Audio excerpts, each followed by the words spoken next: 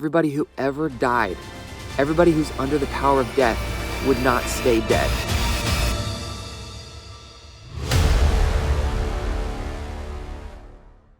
Welcome to this video where I'm super excited because I want to talk about God's plan to literally destroy and overthrow and reverse the power of death. And this is something in my life that I'd never actually heard before, but recently when I started to learn about it, it just started to fill me with a hope. It started to fill me with life and something worth living for. And so I know that God can do the same for you. And that's my prayer, that God would bless you through this video and encourage you and open your eyes up to something new.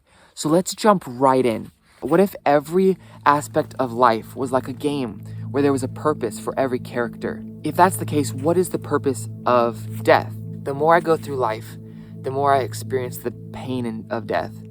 I've heard people say before that death no longer has a sting, but really, there's no better way to describe death than the fact that it stings. It really hurts.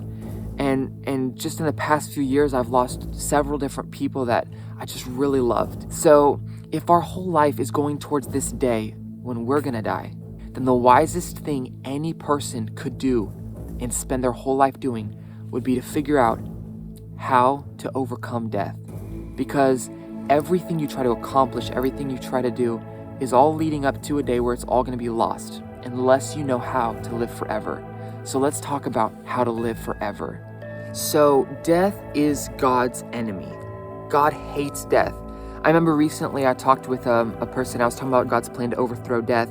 And when I shared how God hates death, he was actually very surprised. I think the reason is because it just resonates with us in such a heart level. The fact that God hates death is very sweet. It's such a beautiful thing that God actually hates the thing that hurts us so much. But God hates death, and he has promised that one day he will literally remove death forever. The Bible says that he will destroy, swallow, take away, throw away, and burn death.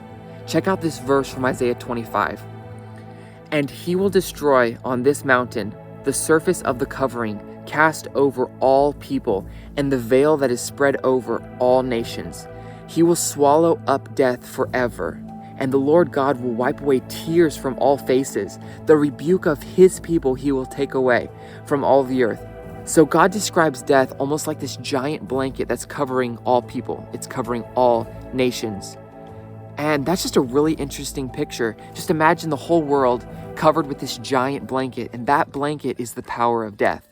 But we see that that blanket or that veil is removed when it says that he will swallow up death forever. It says that he will destroy the surface of the covering and the veil that is spread over all nations. So he's literally going to take that blanket off the earth. So here's a question. If God was to destroy death, this covering that's cast over all people, and what would happen?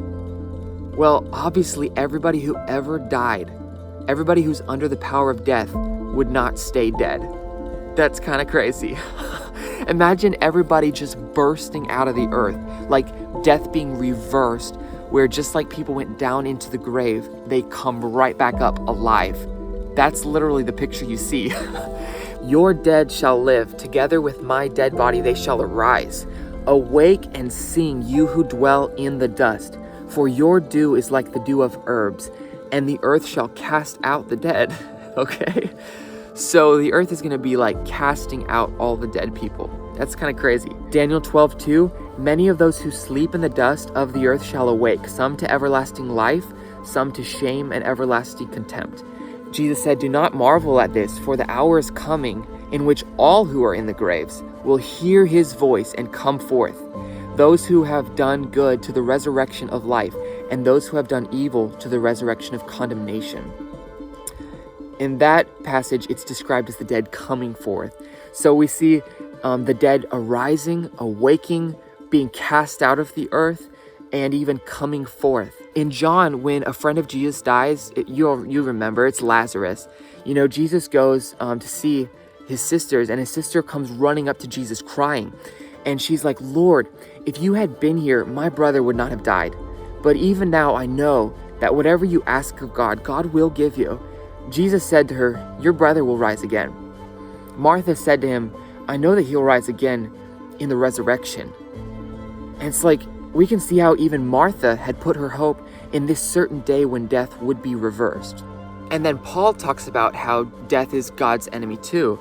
In 1 Corinthians 15, it says, he, speaking of Jesus, must reign until he has put all his enemies under his feet. The last enemy to be destroyed is death.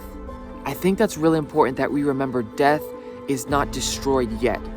Jesus has the final victory. For sure, he has power over death. But there's still going to be a day when he destroys death, and that day hasn't come, and that's why death stings. So what is the resurrection of the dead?